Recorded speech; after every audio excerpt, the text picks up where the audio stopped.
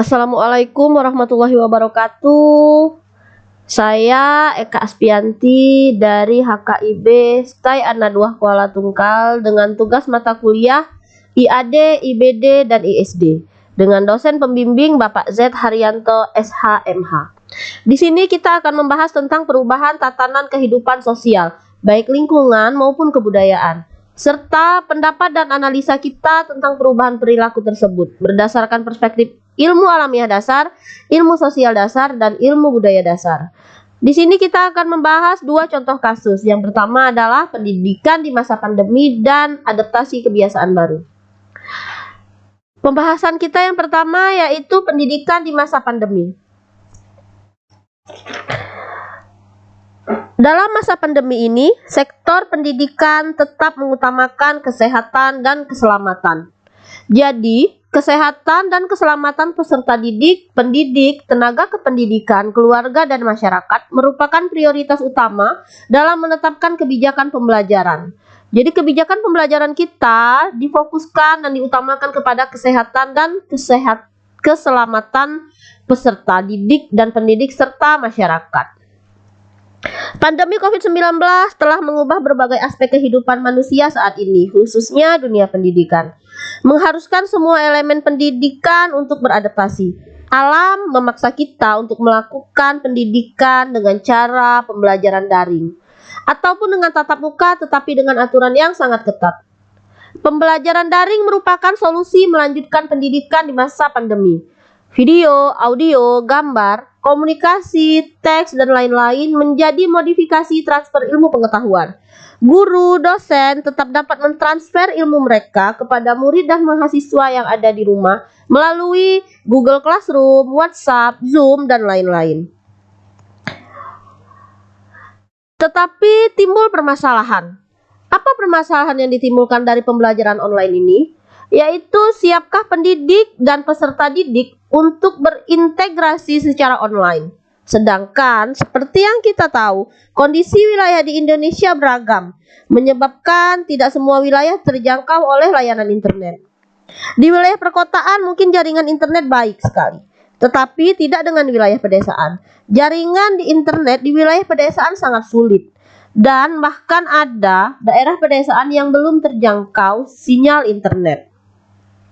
Permasalahan selanjutnya adalah kemampuan orang tua untuk memberikan fasilitas pendidikan online. Dan seperti yang kita tahu, penggunaan jaringan internet memerlukan biaya. Dan tidak semua orang tua siswa mampu memenuhi kebutuhan itu. Pembelajaran online memang memberikan kemudahan pembelajaran dalam memberikan informasi pada berbagai situasi. Ragam manfaat dari kemudahan pembelajaran online secara virtual ada, namun hal ini perlu dievaluasi dan disesuaikan dengan kondisi setempat karena tidak semua wilayah di Indonesia terjangkau jaringan internet. Dan disesuaikan pula dengan kemampuan orang tua siswa dalam memberikan fasilitas pembelajaran online. Kuncinya di sini untuk pembelajaran online adalah memaksimalkan kemampuan peserta didik dalam kondisi pandemi seperti ini. Mungkin bisa dengan cara dilakukannya pembelajaran tatap muka dengan terjadwal dan dengan penerapan protokol kesehatan yang ketat, seperti yang sudah dilakukan di beberapa daerah di Indonesia saat ini. Pembahasan kita yang kedua. Pembahasan yang kedua ini adalah adaptasi kebiasaan baru. Masker. Adaptasi baru, perilaku baru, kebiasaan baru yang mau tidak mau, suka tidak suka harus kita lakukan untuk kesehatan bersama. Masyarakat adalah garda terdepan dalam melakukan perubahan perilaku. Apa perilaku yang harus dirubah? Masyarakat mematuhi protokol kesehatan.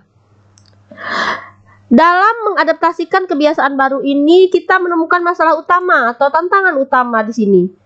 Apa tantangan dan masalah utama kita? Adanya masyarakat yang patuh. Masyarakat patuh ini adalah masyarakat yang dengan sukarela, dengan disiplin menggunakan masker. Kita berharap seluruh masyarakat kita adalah masyarakat yang patuh. Tetapi ada pula masyarakat setengah patuh. Masyarakat setengah patuh ini adalah masyarakat yang memerlukan dorongan untuk perubahan perilaku tersebut, yang memerlukan dorongan untuk menggunakan masker dengan baik dan disiplin. Dan yang ketiga ada golongan masyarakat yang tidak patuh. Masyarakat yang sama sekali tidak mau menggunakan masker. Masyarakat yang tidak disiplin menggunakan masker. Sehingga kita perlu mendorong perubahan perilaku di masyarakat. Perubahan perilaku dapat kita dorong dengan dari awalnya kita tidak terbiasa pakai masker, sekarang harus terbiasa pakai masker. Tidak terbiasa menjaga jarak, sekarang kita harus terbiasa menjaga jarak. Walaupun kita ini memang makhluk sosial yang jika bertemu kita bersalaman, bercerita. Tetapi kita sekarang tidak bisa lagi seperti itu. Memang untuk merubah kebiasaan itu tidak mudah. Tetapi perilaku itu memang harus kita rubah sesulit apapun jika kita ingin menang melawan COVID-19. Untuk merubah perilaku di masyarakat, kita harus kompak seluruh masyarakat agar mau menggunakan masker. Pemerintah sudah menggunakan semua sumber daya dan kemampuan yang ada untuk melawan COVID-19 ini. Sehingga masyarakat juga harus mendorong berhasilnya misi pemerintah itu. Tanpa adanya dorongan masyarakat, tanpa adanya disiplin masyarakat, ini tidak akan berhasil.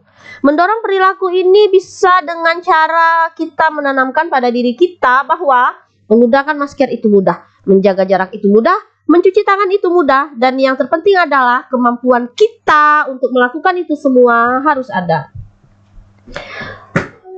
Untuk merubah perilaku masyarakat, kita memerlukan edukasi dan sosialisasi. Edukasi di sini kita mempunyai target yaitu individu siswa, individu guru.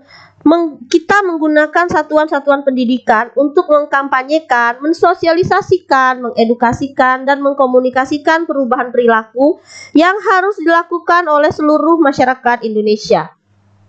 Dan yang kedua adalah sosialisasi. Sosialisasi di sini targetnya adalah individu, masyarakat umum, dan keluarga. Jadi, kita menggunakan petugas lapangan, penyuluh lapangan, pendamping lapangan, relawan lapangan untuk langsung menyasar ke wilayah pemukiman penduduk untuk mensosialisasikan tentang masker, menjaga jarak, dan mencuci tangan. Kita harus menjelaskan kepada masyarakat tentang pentingnya penggunaan masker ini, sehingga masyarakat mau menggunakan masker. Melalui sosialisasi ini, kita semua berharap masyarakat mau sadar dan disiplin menggunakan masker, mencuci tangan, dan menjaga jarak. Demi Indonesia sehat, Indonesia bangkit kembali. Indonesia bisa, kita bisa bebas COVID. Indonesia bebas masker, COVID pergi, dan jangan kembali lagi. Sampai di sini penjelasan saya untuk materi kali ini. Sekian dan terima kasih. Assalamualaikum warahmatullahi wabarakatuh.